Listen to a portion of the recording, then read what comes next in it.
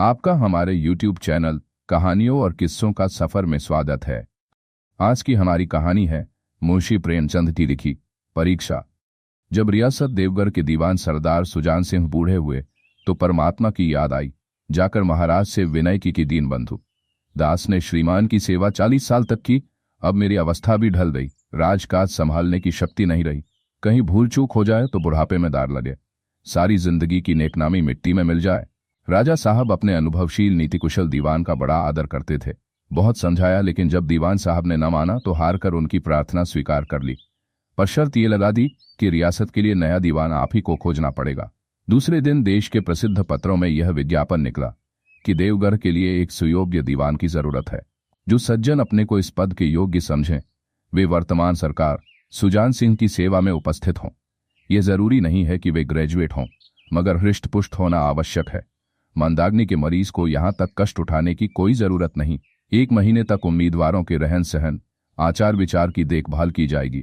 विद्या का कम परंतु कर्तव्य का अधिक विचार किया जाएगा। जो महाशय इस परीक्षा में पूरे उतरेंगे वे इस उच्च पद पर सुशोभित होंगे। इस विज्ञापन ने सारे मुल्क में तहलका मचा दिया।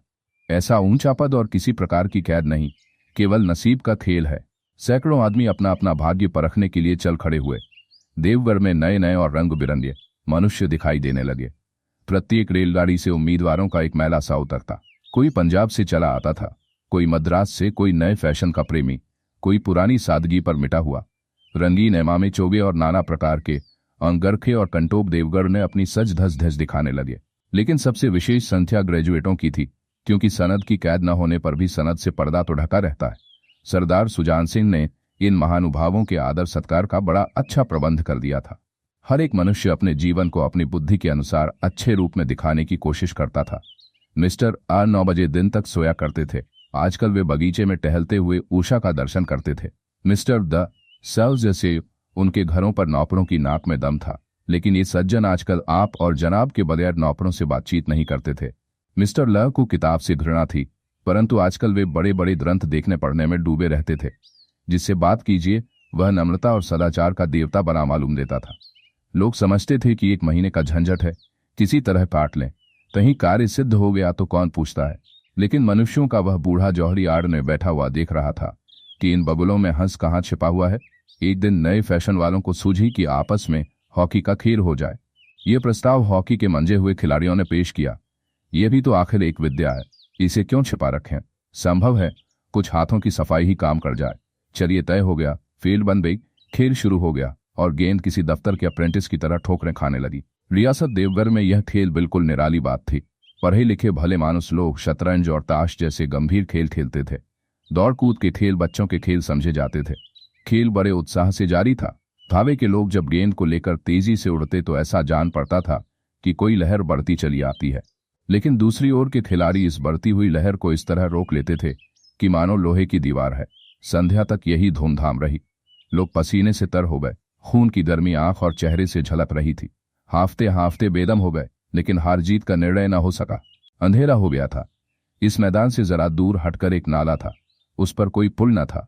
पथिकों को नाले में से चलकर आना पड़ता था। खेल अभी बंद ही हुआ था और खिलाड़ी लोग बैठे दम ले रहे थे कि एक किसान अनाज से भरी हुई गाड़ी लिए हुए उस नाले में आया। लेकिन कुछ तो नाले में कीचड़ था और कुछ उसकी चढ़ाई इतनी ऊंची थी कि गाड़ी ऊपर न चढ़ सकती थी। वह कभी बैलों को ललकारता, कभी पहियों को हाथ से ढकेलता, लेकिन बोझ अधिक था और बैल कमजोर। गाड़ी ऊपर को न चढ़ती और चढ़ती भी तो कुछ दूर चढ़कर फिर खिसककर नीचे पहुंच जाती। किसान बार बार जोर लगाता और बार बार झुंझलाकर बैलों को मारता, लेकिन गाड़ी उभरने का नाम न लेती। बेचारा इधर उधर निराश होकर ताकता, मगर वहां कोई सहायक नजर न आता। गाड़ी को अकेले छोड़कर कहीं जा भी नहीं सकता। बड़ी आपत्ति में फंसा हुआ था। इसी बीच में खिलाड़ी हाथों में डंडे लिए घूमते घामते उधर से निकले। किसान ने उनकी तरफ सहमी हुई आंखों से देखा, परंतु किसी से मदद मांगने का साहस न हुआ। खिलाड़ियों ने भी उसको देखा, मगर बंद आंखों से, जिनमें सहानुभूति न थी। उनमें स्वार्थ था, मद था, मगर उदारता और वात्सल्य का नाम भी न था। लेकिन उसी समूह में एक ऐसा मनुष्य था जिसके हृदय में दया थी और साहस था। आज हॉकी खेलते हुए उसके पैरों में चोट लग गई थी। लंगड़ाता हुआ धीरे धीरे चला आता था। अकस्मात उसकी निगाह गाड़ी पर पड़ी, ठिठक गया। उसे किसान की सूरत देखते ही सब बातें ज्ञात हो गई। डंडा एक किनारे रख दिया, कोट उतार डाला और किसान के पास जाकर बोला, मैं तुम्हारी गाड़ी निकाल दूं। किसान ने देखा एक गठे हुए बदन का लंबा आदमी सामने खड़ा है। झुककर बोला, हुजूर मैं आपसे कैसे कहूं। युवक ने कहा, मालूम होता है तुम यहां बड़ी देर से फंसे हो। अच्छा, तुम गाड़ी पर जाकर बैलों को साधो, मैं पहियों को ढकेलता हूं, अभी गाड़ी ऊपर चढ़ जाती है। किसान गाड़ी पर जा बैठा। युवक ने पहिए को जोर लगाकर उकसाया। कीचड़ बहुत ज्यादा था, वह घुटने तक जमीन में गड़ गया, लेकिन हिम्मत न हारी। उसने फिर जोर किया। उधर किसान ने बैलों को ललकारा, बैलों को सहारा मिला, हिम्मत बंध गई। उन्होंने कंधे झुकाकर एक बार जोर किया तो गाड़ी नाले के ऊपर थी। किसान युवक के सामने हाथ जोड़कर खड़ा हो गया। बोला, महाराज आपने आज मुझे उबार लिया, नहीं तो सारी रात मुझे यहां बैठना पड़ता। युवक ने हंसकर कहा, अब मुझे कुछ इनाम देते हो। किसान ने गंभीर भाव से कहा, नारायण चाहेंगे तो दीवानी आपको ही मिलेगी। युवक ने किसान की तरफ गौर से देखा। उसके मन में एक संदेह हुआ, क्या यह सुजान सिंह तो नहीं है। आवाज मिलती है, चेहरा मोहरा भी वही। किसान ने भी उसकी ओर तीव्र दृष्टि से देखा। शायद उसके दिल के संदेह को भाप गया। मुस्कुराकर बोला, गहरे पानी में बैठने से ही मोती मिलता है। निदान महीना पूरा हुआ, चुनाव का दिन आ पहुंचा। उम्मीदवार लोग प्रातःकाल ही से अपनी किस्मतों का फैसला सुनने के लिए उत्सुक थे। दिन काटना पहाड़ हो गया। प्रत्येक के चेहरे पर आशा और निराशा के रंग आते थे। नहीं मालूम आज किसके नसीब जागेंगे, न जाने किस पर लक्ष्मी की कृपा दृष्टि होगी। संध्या समय राजा साहब का दरबार सजाया गया। शहर के रईस और धनाढ्य लोग, राज्य के कर्मचारी और दरबारी तथा दीवानी के उम्मीदवारों का समूह सब रंग बिरंगी सज धज बनाए दरबार में आ विराजे। उम्मीदवारों के कलेजे धड़क रहे थे जब सरदार सुजान सिंह ने खड़े होकर कहा, मेरे दीवानी के उम्मीदवार महाशयों, मैंने आप लोगों को जो कष्ट दिया है उसके लिए मुझे क्षमा कीजिए।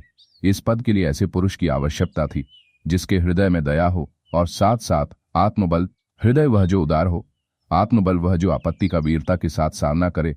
और इस रियासत के सौभाग्य से हमें ऐसा पुरुष मिल गया। ऐसे गुण वाले संसार में कम है, और जो हैं वे कीर्ति और मान के शिखर पर बैठे हुए हैं, उन तक हमारी पहुंच नहीं। मैं रियासत के पंडित जानकीनाथ शाह को दीवानी पाने पर बधाई देता हूं।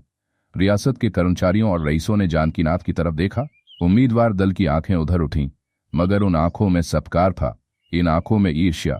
सरदार साहब ने फिर फरमाया, आप लोगों को यह स्वीकार करने में कोई आपत्ति न होगी कि जो पुरुष स्वयं जख्मी होकर भी गरीब किसान की भरी हुई गाड़ी को दलदल से निकालकर नाले के ऊपर चढ़ा दे, उसके हृदय में साहस, आत्मबल और उदारता का वास है। ऐसा आदमी गरीबों को कभी न सतावेगा। उसका संकल्प दृढ़ है जो उसके चित्त को स्थिर रखेगा। वह चाहे धोखा खा जाए, परंतु दया और धर्म से कभी न हटेगा। धन्यवाद। ऐसी ही और कहानियां सुनने के लिए हमारे चैनल को सब्सक्राइब करें।